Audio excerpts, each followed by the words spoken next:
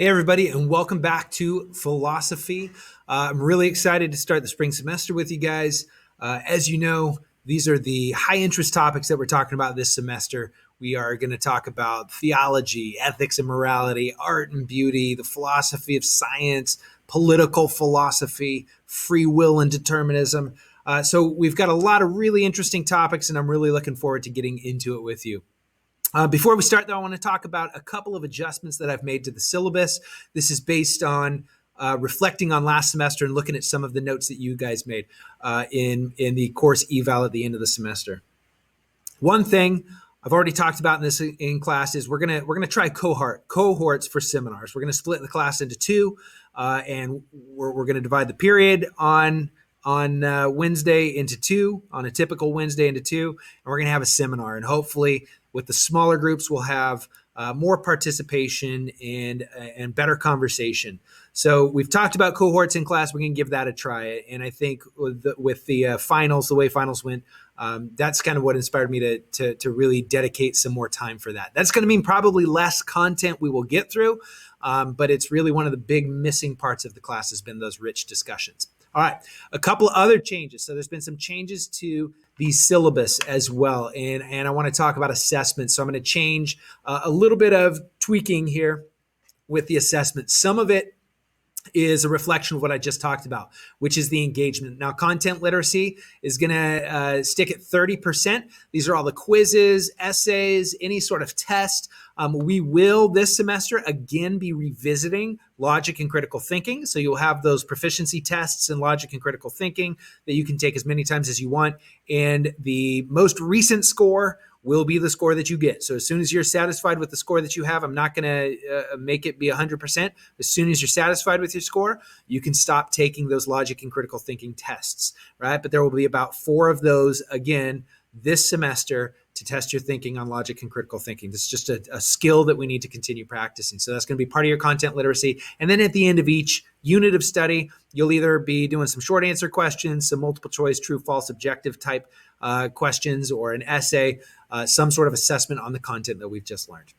That will make up your content literacy grade. Then engagement. You know that engagement is a huge part of your grade in this class. In fact, it's 40%. I've rearranged the breakdown of that 40%.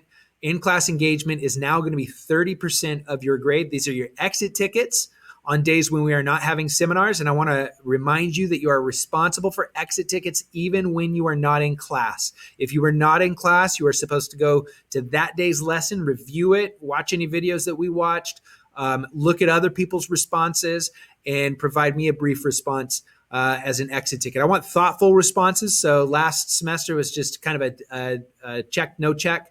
I'm going to start kind of reducing credit for the kind of one-word responses or phrase responses. I want to see some thought there. It's really, again, one of my favorite things to do is read through your exit tickets, and I want some thoughtful responses in those exit tickets. So those are going to be worth more than they were in the past. Additionally, on seminar days, I'm going to score your participation. So I will do it real time so that you can see whether you got credit or not for the seminar.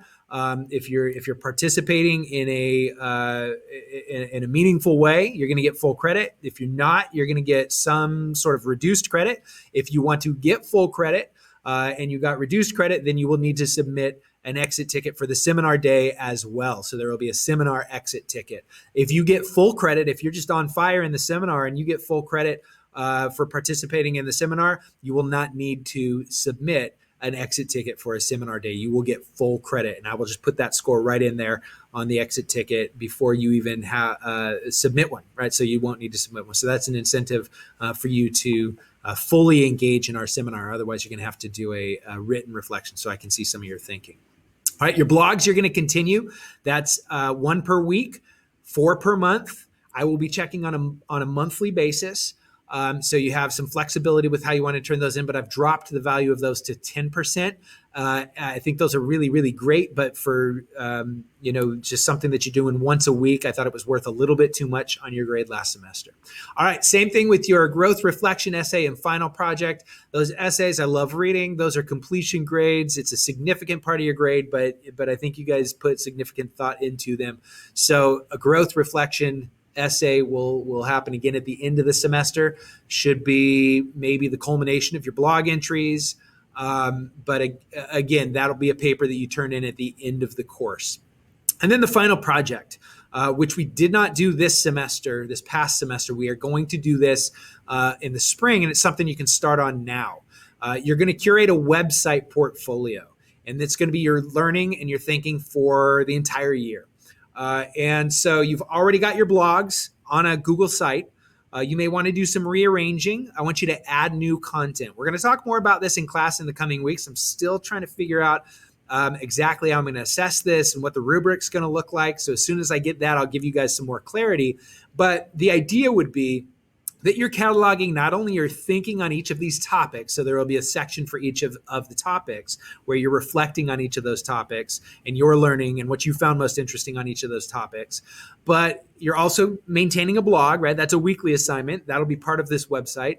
And then for each of those topics, you might want to add things like links to a podcast with a podcast review, a movie review, just a short movie review of a movie that fits in that category, some sort of article that you read that relates to that particular topic. So I'm going to want you to, by the end of the spring semester, have something additional for each of those topics, right? Something like, this is a movie, this is a book that I read at one point, this is an assignment I did in my English class that relates to this topic, and a description. And again, I'll give you more details on that in the coming weeks so that you can start curating that now. That's not something you're going to want to put off till the end of the semester.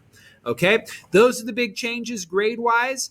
Again, the cohorts are the big change structurally to the class. Other than that, I mean, I'm just excited to talk about these topics with you this semester. I can't wait to get into some of the crazy thought experiments that we will be doing when it comes to ethics and morality.